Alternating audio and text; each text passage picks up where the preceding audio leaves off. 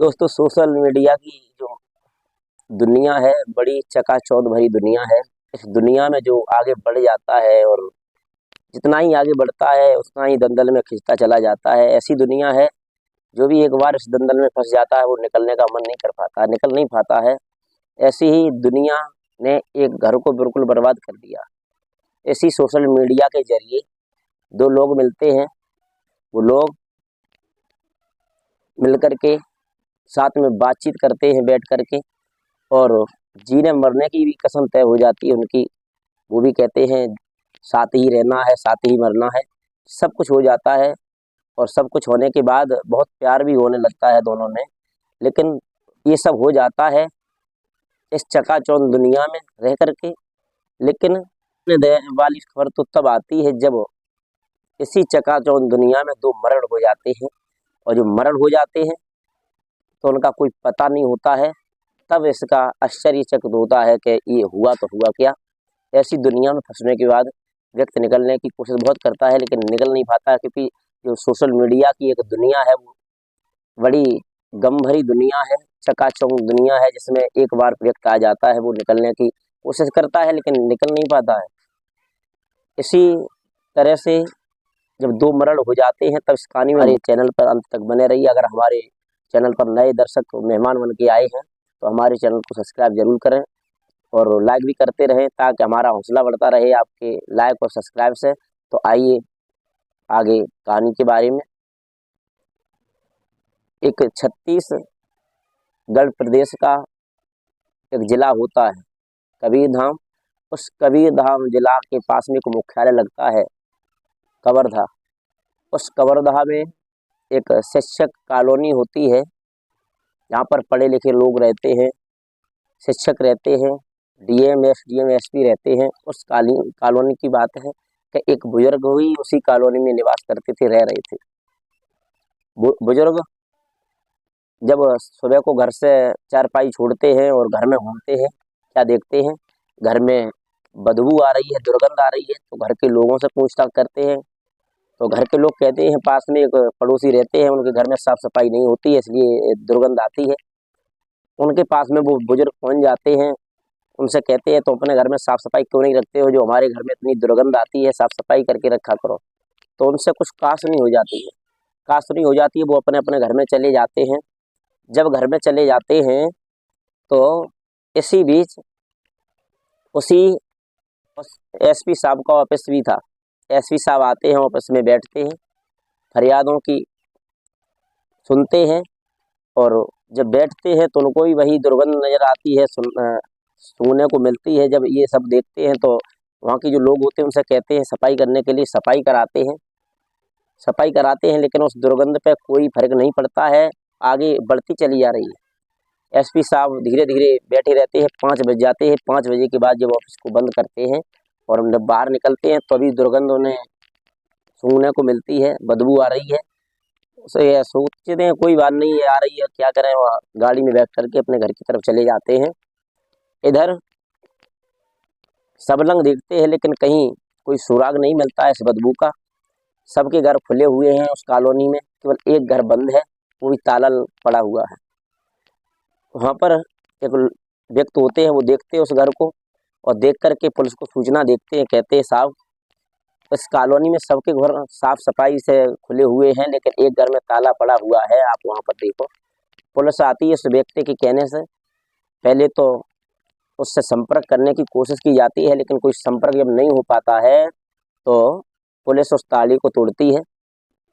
जब ताले को तोड़ती है, ताला खोलती है तो क्या देखती है, एक बहुत सुंदर लड़की है जिसकी सब पड़ा हुआ है। उसकी लाश देख करके हड़कंप उस कॉलोनी में मच जाता कि ये हुआ क्या। थोड़े और आगे बढ़ते हैं, उसके पास में उसकी माँ की लाश पड़ी हुई है। जब माँ की लाश को वो पुलिस वाले देखते हैं तो एसपी साहब को फ़ोन किया जाता है, उनको बुला लिया जाता है। जब वो देखते हैं तो उस सब को कब्जे में करके पोस्टमार्टम के लिए भेज दिया जाता है। पोस्टमार्टम के लिए भेजने के बाद उधर एसपी साहब उस घर की खोज खंगालने के लिए लगे हुए हैं। सीसीटीवी कैमरे लगे हुए हैं पास के घरों में, उनमें देखते हैं तो क्या देखते हैं उसमें कि एक व्यक्ति है जो स्कूटी से घर से निकलता है, ताला लगाता है, उस स्कूटी पर सवार होता है और चला जाता है। लोगों को जब ये फोटोज दिखाई जाती है तो लोग सदमे में पड़ जाते हैं। एक बार तो ये कहते हैं इसको एक आध बार मैंने इस घर में देखा है, लेकिन ये नहीं पता कहाँ का है। अब पुलिस इसी को खंगालने के लिए लग जाती है, चारों तरफ घूमती रहती है, धीरे धीरे आगे को बढ़ जाती है इसकी तलाश करने के लिए। अब पुलिस को 114 किलोमीटर का सफ़र तय करना था। वहाँ पर एक जगह लगती है बिलासपुर, और उस बिलासपुर में एक गांव होता है कीर्तनगर। उस कीर्तनगर में जाके पहुँचते हैं तो उस जिस व्यक्ति को उसमें देखा था उसके घर पर पहुँचते हैं तो वो व्यक्ति घर पे मिल जाता है। उसके पास में जब एसपी साहब पहुँचते हैं, सारी बात पूछते हैं, कहते हैं जो ये 2 मर्डर हुए हैं, ये आपको इसके बारे में कुछ पता है? तो वो पुलिस से अन्य अन्य बातें करने लगता है। उसके सामने कोई बात लाने के लिए तैयार नहीं होता है। जब ये बात लाने के लिए तैयार नहीं होता है तो जब ज़्यादा सख्ती से पुलिस उससे पूछताछ करती है तो सारा राज उगल देता है। वो व्यक्ति होता है अश्विनी पांडे, जो सोशल मीडिया पर ज़्यादा एक्टिव रहता है, हमेशा सोशल मीडिया को देखता रहता है। एक दिन जब वो सोशल मीडिया के पन्नों को पलट रहा था तो उसमें एक चेहरा नजर आया, तो देखने में बहुत सुंदर था। उसको देख करके उसके फेसबुक इंस्टाग्राम पर मैसेज करता है और मैसेज के द्वारा बात भी करने लगा। बात यहाँ तक बढ़ जाती है कि प्यार में बदल जाती है। अब जो कवर्धा कॉलोनी की रहने वाली जो वसुंधरा होती है वो कहती है आप घर आओ। तो लड़का बिना कहे सुने घर पर आ जाता है। जब घर पे आता है तो वो वसुंधरा अपनी माँ पार्वती से मिलवाती है। पार्वती से मिलवाने के बाद वो पार्वती कहती है हमारी बेटी के साथ शादी क्यों नहीं कर लेते हो, जब तुम्हारी दोनों की राजी है तो शादी कर लो। तो वो अश्विनी पांडे होता है वो कहता है अभी शादी नहीं करेंगे। और जब ये बात कहता है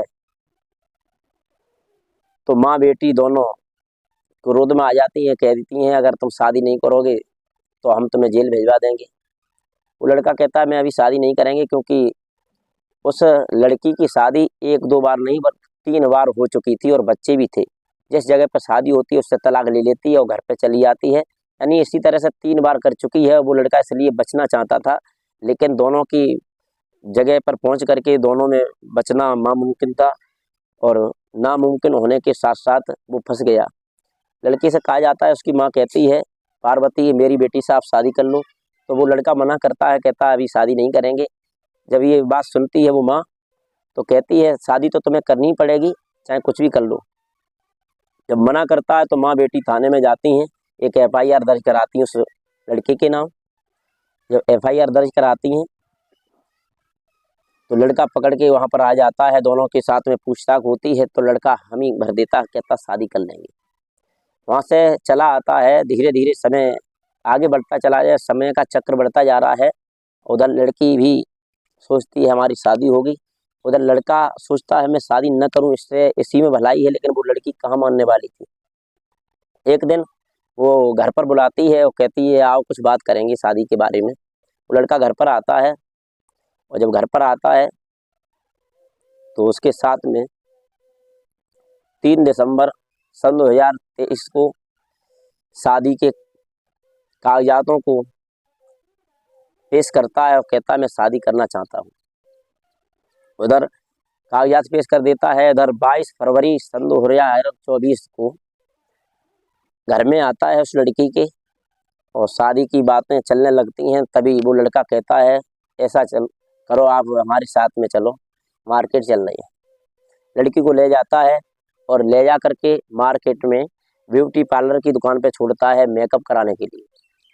वो लड़की उधर मेकअप कराती है। तब लड़का कहता है आप यहीं थोड़ी देर ठहरना, अभी मैं घर पे जा रहा हूँ। लड़का उधर लड़की को छोड़ने के बाद घर पे आता है। क्या देखता है जो उसकी जो वसुंधरा की माँ होती है पार्वती, उसके पास में आता है। वो अकेली है। अब सोचता है ये दाव अच्छा है, ये चाल अगर नहीं चल पाए तो हमारी शादी हो जाएगी। देखता है अकेली माँ को पा करके उसका गला दबा के हत्या कर देता है। हत्या करने के बाद जाने को तैयार होता है, तब तक क्या देखता है गेट पर जो उसकी लड़की होती है वसुंधरा, वो अपनी माँ को अपनी आंखों के सामने मरा हुआ देख करके चीखने चिल्लाने की बहुत कोशिश करती है, लेकिन आगे बढ़ता है, उसका भी गला दबाकर हत्या कर देता है। हत्या करने के बाद जो दोनों माँ बेटी के मोबाइल फोन थे उन्हें उठाता है, एक स्कूटी थी उसे वो ले करके और घर में ताला लगाता है, चला जाता है। लेकिन कहते हैं सोशल मीडिया के जरिए कातिल कितना भी बड़ा साथ कर दे लेकिन वो छिपता नहीं है। तो बहुत छिपने की कोशिश करता था, लेकिन जो सोशल मीडिया का दौर है, सबसे बड़ी उसकी कमी रही कि मोबाइल पे बात करना, मोबाइल को हमेशा एक्टिव रखना, सबसे बड़ी ये कमी रही। तो दोस्तों, ये कहानी हमारी जो मैंने बनाई है किसी को परेशान करने के लिए नहीं, किसी को सताने के लिए नहीं, ये कहानी इसलिए बनाई है समाज को जागरूक करने के लिए कि समाज में आज क्या चल रहा है, क्या नहीं चलना चाहिए। तो अगर हमारी कहानी ये अच्छी लगी है तो हमें लाइक और शेयर जरूर करें। तब तक के लिए अपनों और अपनों का